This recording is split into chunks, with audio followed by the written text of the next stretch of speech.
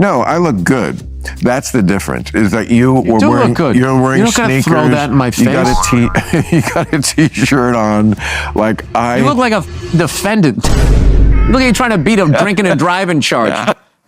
He doesn't have any priors, Your Honor. Look at him. He's wearing his Chelsea boots. He's a what do they call it? A productive member of society. Entire room speechless.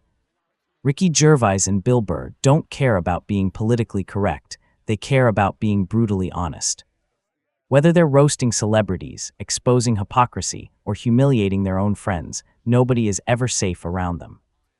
And the worst part, the people they insult usually end up laughing too. There are comedians who simply know how to make people laugh, and then there are comedians who make people genuinely afraid to challenge them. Ricky Gervais and Bill Burr fall perfectly into both categories. Their comedy isn't built on safe punchlines or carefully polished politeness. It's sharp, fearless, brutally honest, and sometimes so direct that it leaves entire rooms frozen between laughter and shock. Whenever either of them steps into a conversation, there's an unspoken understanding that absolutely nobody is protected. Friends, celebrities, interviewers, audiences, everyone becomes a target eventually. And somehow, that unpredictability is exactly what makes them impossible to ignore. These are the moments that prove why arguing with Ricky Gervais or Bill Burr almost never ends well for the other person. One thing about Bill Burr is that he never backs away from calling someone out, especially when that someone is Joe Rogan. Their conversations often feel less like casual discussions and more like verbal sparring matches between two people trying to outlast each other mentally. Every time Joe Rogan drifts into one of his strange theories, hypermasculine philosophies, or over-the-top health discussions, Bill is usually sitting there waiting for the perfect opportunity to tear the entire thing apart with a single sentence. During one hilarious conversation, Joe began seriously talking about elk meat and whether it could make people more aggressive.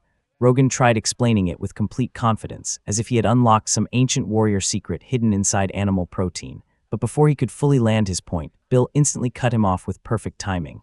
"No, Joe, you lunatic," he fired back, causing the entire room to burst into laughter. It wasn't just the joke itself that made the moment funny. It was how naturally Bill dismantled Joe's argument without even sounding like he was trying. Joe continued defending his point, talking about protein, testosterone, and aggression, but Bill refused to let him recover. He joked that Joe had spent decades beating people up before finally reaching the stage in life where he could calm down, smoke weed, wear little rascals' hats, and relax like a retired action hero.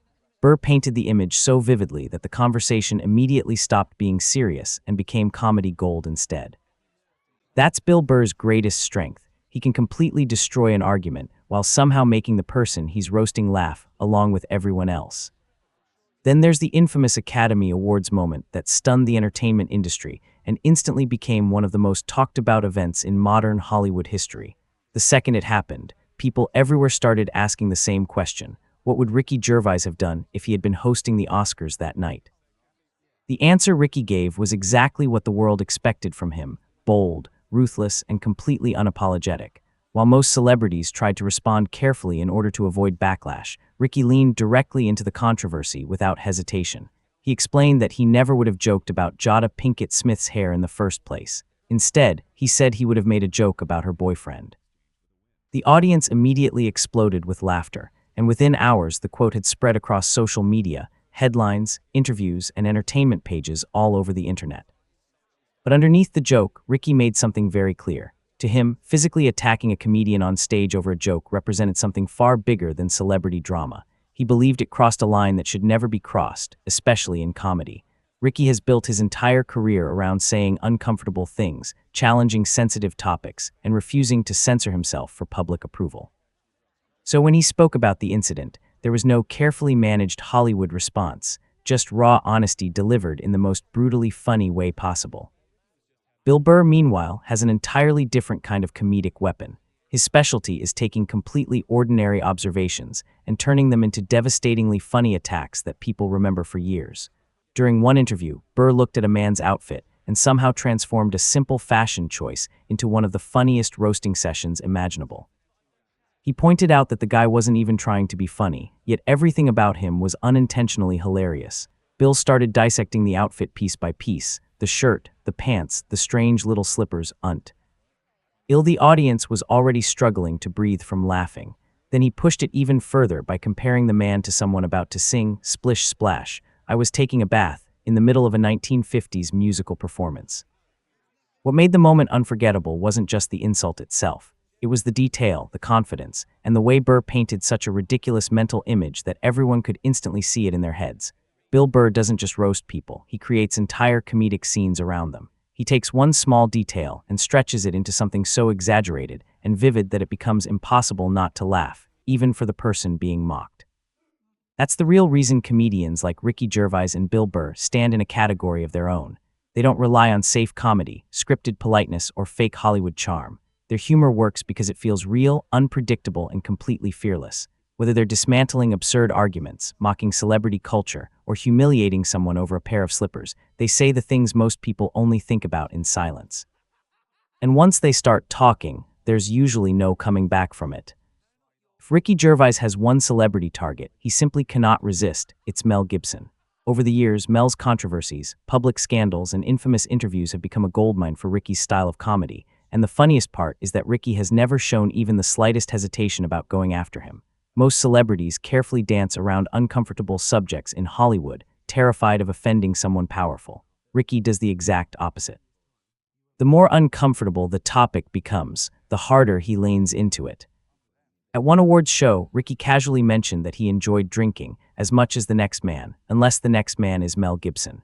The joke landed instantly because everyone in the room immediately understood the reference. In a single sentence, Ricky managed to remind the audience of Gibson's long history of drunken scandals, leaked rants, and wildly controversial public behavior. The room exploded with laughter, partly because the joke was sharp, but also because nobody else in Hollywood would have dared to say it that directly. But Ricky wasn't finished. Later, while introducing Mel Gibson onto the stage at another event, he somehow made the situation even more uncomfortable and even funnier. Standing there in front of a massive audience, Ricky sarcastically admitted that it was embarrassing for both of them to be in that position. Then he jokingly blamed NBC for creating such an awkward situation in the first place, as if the network itself had forced him into comedic danger. The audience was already laughing nervously, expecting Ricky to move on. Instead, he delivered one final line that completely destroyed the room. Ricky casually admitted that he would rather share a drink with Mel Gibson in a hotel room than with Bill Cosby. The crowd immediately lost control. Some people laughed in shock, others covered their faces, and a few looked genuinely stunned that he had actually gone there. That's what makes Ricky different from almost every other comedian. He knows exactly where the line is, and then he walks straight across it with a smile on his face. On another occasion, comedian Lee Delaria appeared on Conan shortly after ending her engagement.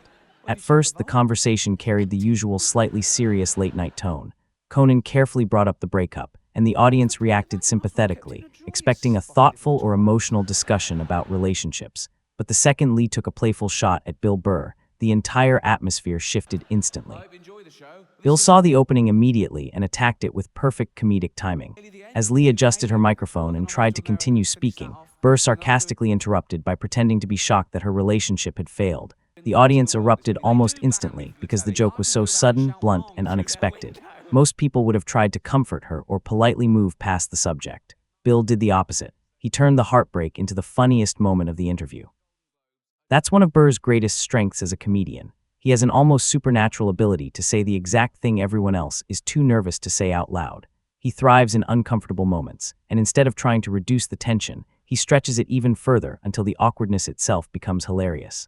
Watching Bill Burr in interviews often feels less like listening to a conversation and more like watching someone juggle lit dynamite for entertainment.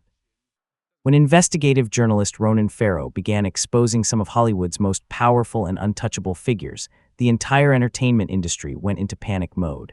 Executives, producers, actors, and media personalities suddenly found themselves under public scrutiny, and nobody knew who might be exposed next. Naturally, Ricky Gervais saw the tension in Hollywood as the perfect setup for another unforgettable monologue.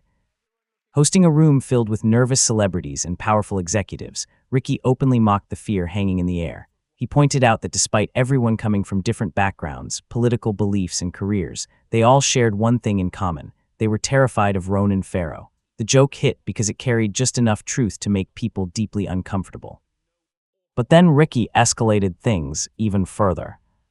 While introducing the cast of Bird Box, he joked that the movie was about people surviving by pretending not to see anything, sort of like working for Harvey Weinstein. The room instantly exploded into nervous laughter. Some people laughed loudly, some froze completely, and others looked around the room wondering whether they were even supposed to react at all.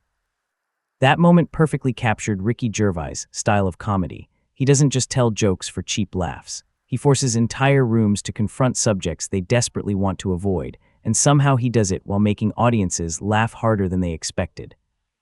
Parenthood became another hilarious battlefield when Bill Burr joined fellow comedians in a discussion about raising children. One father proudly described himself as the fun dad, clearly expecting approval from the group, but Bill immediately spotted weakness in the statement and attacked it without hesitation. With complete seriousness, Burr sarcastically pointed out that years of resentment and frustration from a child didn't exactly sound like evidence of a fun parent. The conversation instantly shifted from wholesome parenting talk into comedic warfare. Then the father tried warning Bill by saying, "Wait until your daughter becomes a teenager." But Bill calmly fired back by saying that every failed father says the exact same thing. The room exploded with laughter because of how brutally direct the response was. Burr didn't just disagree with the guy. He subtly implied that the man's parenting advice was worthless because he may have already failed as a father himself. It became one of those exchanges where everyone laughs while simultaneously thinking, that was unbelievably harsh. That's why Bill Burr interviews feel completely different from ordinary celebrity conversations. They don't sound polished or rehearsed. They feel unpredictable, dangerous, and weirdly competitive, like verbal boxing matches where somebody always ends up getting knocked out. Ricky Gervais also never misses an opportunity to remind people that the British version of The Office came before the massively successful American adaptation. During one interview, a host casually referred to it as the UK version of The Office, probably thinking nothing of it, but Ricky instantly corrected him with perfect confidence by saying, "I call it the original." The audience immediately burst into laughter because Ricky delivered the line like someone who already knew he had won the conversation before it even started. It wasn't angry or defensive, just calm, smug confidence delivered with surgical precision. Moments like that are why Ricky's humor works so well. He can make even the smallest correction feel like a knockout punch. Meanwhile, Bill Burr's observational comedy shines brightest when he talks about masculinity, insecurity, and appearance. During one hilarious conversation, Bill joked about how intimidating strong farm women are compared to him. Instead of trying to sound tough, Burr completely humiliated himself for comedic effect. He described farm women as having hands so strong they could probably change a truck tire with nothing but a wrench and pure anger. Then he compared himself to someone who would need an entire pipe for leverage, emotional encouragement, and possibly a bunny rabbit nearby just to survive the experience. The mental image was so absurdly specific that the audience completely lost control laughing. That's another reason Burr stands out as a comedian. Even when he's roasting other people, he's equally willing to destroy himself in the process. His comedy feels honest because he makes himself part of the joke instead of pretending to be above everyone else. Even when Ricky Gervais isn't physically present, he somehow still manages to dominate the room. While promoting his ABC game show Child Support, Ricky decided not to appear in person and instead sent a pre-recorded video message. Most celebrities would apologize politely and explain scheduling conflicts. Ricky, of course, did the opposite.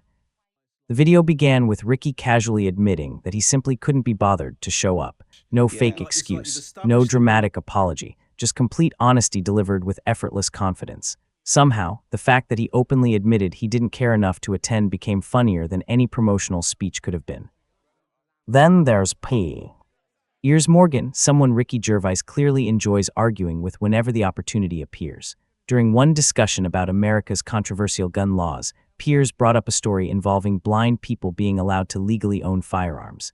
Piers tried framing the debate as a constitutional rights issue, attempting to make a thoughtful political argument. Ricky immediately destroyed the entire discussion with one brutally simple sentence. "Because they can't see what they're shooting." That was it. One line completely collapsed the argument. The audience burst into laughter because the response was so obvious and direct that it made the debate sound ridiculous instantly. But Ricky didn't stop there. He followed it up by joking about how America bans kinder eggs because they're considered a choking hazard, yet still allows blind people to own guns. Then he sarcastically begged America to please let Piers Morgan buy a kinder egg, just not a firearm. Some interviews become memorable because they're insightful. Others become legendary because they completely fall apart in the funniest way possible. And when comedian Bobby Lee gets involved, chaos becomes almost guaranteed. During one bizarrely intimate interview, Bobby invaded personal space so aggressively that the entire conversation started feeling like social experimentation instead of comedy. He leaned into faces, touched people constantly, compared facial hair, made random comments about appearances, and somehow transformed the interview into complete madness within minutes. Ricky tried his best to survive the chaos, while Bobby continued escalating the awkwardness further and further.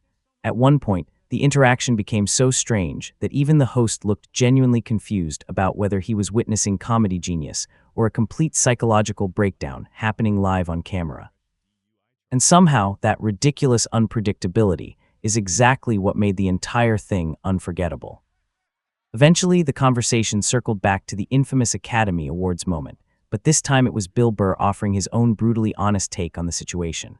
And unlike the carefully polished celebrity responses flooding social media at the time, Bill approached it in the most Bill Burr way imaginable, by stripping away every layer of Hollywood PR and reducing the entire scandal down to its ridiculous core.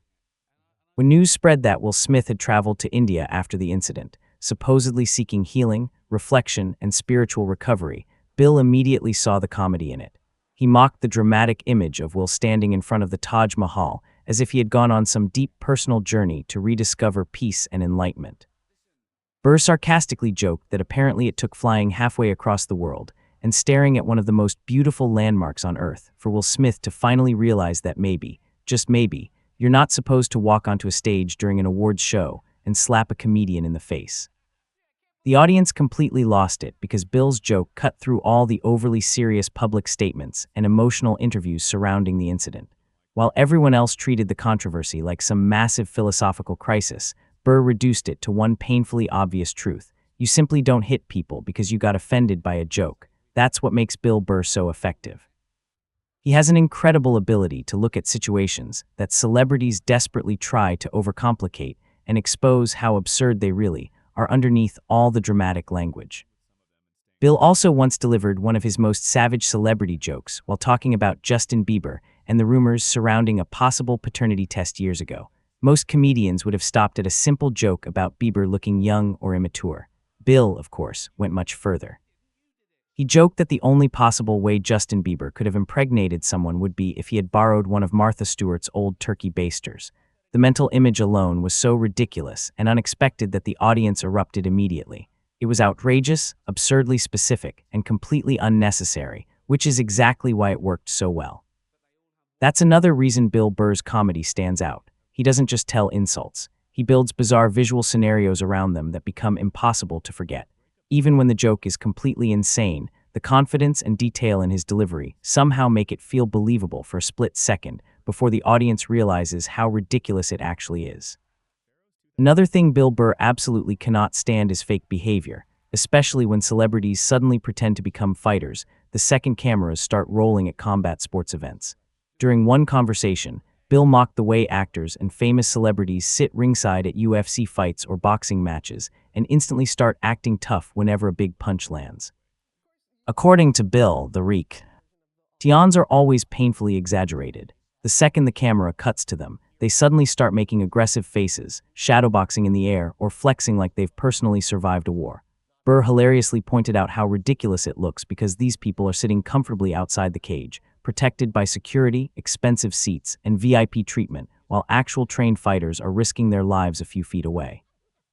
Then Bill made the comparison even funnier. He joked that it would be like football fans pretending to throw perfect touchdown passes every time the stadium camera briefly landed on them. The visual alone was enough to make the audience collapse laughing because everyone instantly recognized how true it was. Burr has a gift for noticing those strange little human behaviors that people usually ignore, then exposing them so perfectly that once you hear the joke, you can never unsee it again. By the time Ricky Gervais returned to host the Golden Globe Awards for the 5th time, it was obvious he had completely run out of patience with Hollywood's self-importance. Previous hosts often tried balancing humor with politeness, carefully avoiding topics that might genuinely upset the celebrities sitting in front of them. Ricky did the exact opposite. From the moment he stepped onto the stage, it felt less like a traditional awards show monologue and more like a public execution of celebrity hypocrisy. Standing in front of some of the most famous actors, producers, executives, and entertainers in the world, Ricky bluntly warned them not to turn their acceptance speeches into political lectures. He told them directly that they were in no position to lecture ordinary people about the real world, because most of them barely understood it themselves. Then came the line that instantly became legendary. Ricky joked that most of the celebrities in the room had spent less time in school than Greta Thunberg. The audience laughed nervously because the insult felt dangerously real. Some celebrities smiled awkwardly, others looked visibly uncomfortable, and a few seemed completely unsure whether they were supposed to laugh at all, but Ricky kept going without hesitation. Then he delivered the line that would dominate headlines for days afterward. "Accept your little award, thank your agent and your God, and get off." It was savage, brutally direct, and completely unforgettable. In one sentence, Ricky managed to summarize everything people either love or hate about celebrity culture. That monologue didn't just become funny because of the jokes themselves. It became iconic because Ricky said things that millions of viewers secretly thought, but rarely heard spoken out loud on live television. Very few comedians would ever willingly test Mike Tyson's patience. Even fewer would feel comfortable correcting him in the middle of a conversation. But somehow, Bill Burr managed to do exactly that while making the entire exchange hilarious instead of terrifying. During one chaotic interview, Tyson accidentally referred to the year 2020 as 2000 and 2000. Most people probably would have ignored the mistake out of fear or respect. Bill immediately jumped in laughing, correcting Tyson while joking about the wording. Instead of getting annoyed, Mike Tyson burst into laughter himself and joined the joke completely. That's what made the moment so funny. There was no tension, no ego, and no awkwardness. The two bounced back and forth between serious topics, random jokes, and complete nonsense so naturally that the conversation started feeling less like a formal interview and more like two old friends trying to outjoke each other in a living room. At one point, the discussion even drifted toward world politics and conflict, creating one of the strangest yet funniest tonal shifts imaginable.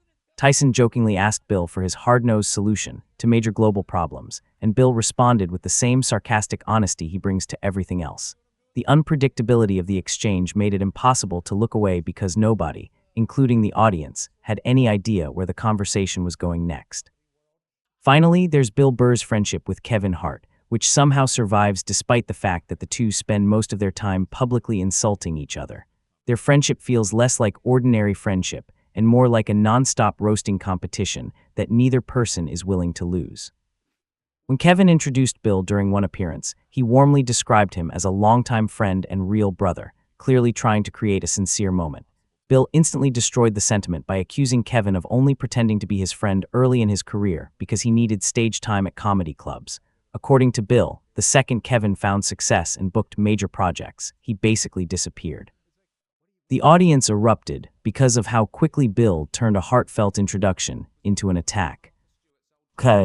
Even simple congratulations became ammunition for more jokes. When Kevin congratulated Bill on becoming a father, Burr casually revealed that he had another child and didn't even bother calling Kevin to share the news. Then he twisted the knife further by joking that Kevin probably wouldn't have returned the call anyway unless Bill's latest movie performed well enough at the box office. Kevin fired back immediately, accusing Bill of being bitter and miserable, while Bill continued insulting him without missing a beat. The entire exchange felt chaotic, aggressive, and weirdly genuine at the same time, exactly the kind of chemistry that makes comedians like them so entertaining together. That's ultimately what separates Ricky Gervais and Bill Burr from almost everyone else in comedy. They don't just tell jokes, they weaponize honesty. Whether they're mocking celebrities, exposing hypocrisy, dismantling ridiculous arguments, humiliating their friends, or forcing entire rooms into uncomfortable silence, they do it with a level of confidence and precision that very few people can survive. Their comedy feels dangerous because it never sounds filtered or carefully manufactured. It feels raw, unpredictable, and completely fearless. And somehow, no matter how brutal the moment becomes, audiences can't stop laughing, because deep down, part of what makes these comedians so compelling is the fact that they say exactly what everyone else is too afraid to say out loud. Comedy is always better when it's honest, fearless, and just a little dangerous. So if you want more moments like these, make sure to like, subscribe, and turn on notifications so you never miss the next roast.